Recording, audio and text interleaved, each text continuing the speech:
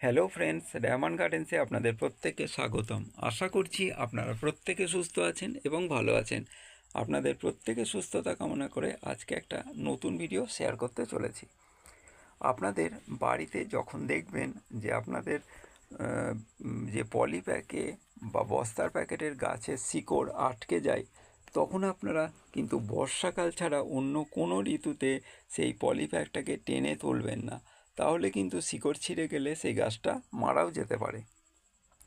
আর বর্ষাকালে যত মোটা শিকড়ই হোক, আপনি যদি কেটে দেন, ওই সারাদিন বৃষ্টির ফলে যে বৃষ্টিতে যে ভিটামিন থাকে গাছের পক্ষে, যেটা উপকারী, সেইগুলো পাওয়ার দরুন সেই গাছটা কিন্তু মারা যায় না। আমি এই বর্ষা কয়েকদিন নিম্নচাপ হওয়ার সময় আমি এই গাছটা কিন্তু শিকড় আটকে গিয়েছিল। এটা হচ্ছে একটা ভালো জাতের জলপাই গাছ, যেটা আমি বীজ থেকে করেছিলাম। সেই জলপাই গাছটা দেখুন, আমি শিকড় কেটে দেওয়ার ফলেও কিন্তু ওর সব পাতা ঝরে গেলেও গাছটা বেঁচে গেছে। এই গাছটাকে আমি অন্য জায়গায় প্রতিস্থাপন করব। যেহেতু এটা খুব ভালো জাতের একটা জলপাই, সেই জন্য আমি একে একটু অন্য জায়গায় রাখবো। এই কারণে যে টবে বসালে বহুদিন লাগবে এর ফল আসতে, যেহেতু বীজের গাছ, সেই জন্য আমি এটাকে একটু সাইডে প্রতিস্থাপন করব, যাতে একটু দেরি হলেও অসুবিধা নেই।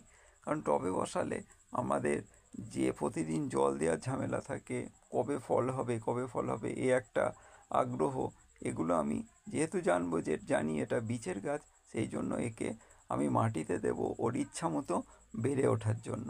আর এর ফল যখন হবে তখন দেখব যে আমি যেরকম ফল খেয়েছিলাম সেই রকম ফলটা পাচ্ছি কি না, কারণ এটা একটা গবেষণাও বলতে পারেন। আপনাদের বাড়িতে যদি কোনো গাছ, টবের গাছই হোক আর পলি প্যাকেই হোক বা নার্সারি থেকে আনা প্যাকেটের গাছই হোক, যদি মাটিতে অনেকটা আটকে যায়, ভুলেও বর্ষাকাল ছাড়া অন্য ঋতুতে তুলবেন না। তুললে কিন্তু গাছটার ক্ষতি হয়ে যেতে পারে, এমনকি মারাও যেতে পারে। এই দিকটা একটু আপনারা খেয়াল রাখার চেষ্টা করবেন। আর বর্ষাকালে যদি আপনি ওইটাকে টেনে তোলেন, শিকড় ছিঁড়েও যায়, তাহলে কিন্তু ছায়া জায়গায় রাখলে সারাদিন বৃষ্টি হলে গাছটা কিন্তু বেঁচে যাওয়ার 100% সম্ভাবনা রয়ে যায়। তো বন্ধুরা, এই ছিল আজকে আমার সাধারণ একটা বিষয়। অনেকেই জানেন, যারা জানে না তাদের জানানোর জন্যই এই দিকটা আমি আজকে দেখালাম। আপনাদের ভালো লাগলে অবশ্যই সাবস্ক্রাইব করবেন, আর ভুল ত্রুটি হয়ে থাকলে অবশ্যই কমেন্ট করে জানাবেন। আপনাদের প্রতি ভালোবাসা রইল। প্রত্যেকে সুস্থ থাকার চেষ্টা করবেন। আজকে বর্তমান যুগে সুস্থ থাকাটাও একটা কঠিন ব্যাপার। আজকে এইটুকুই। নমস্কার।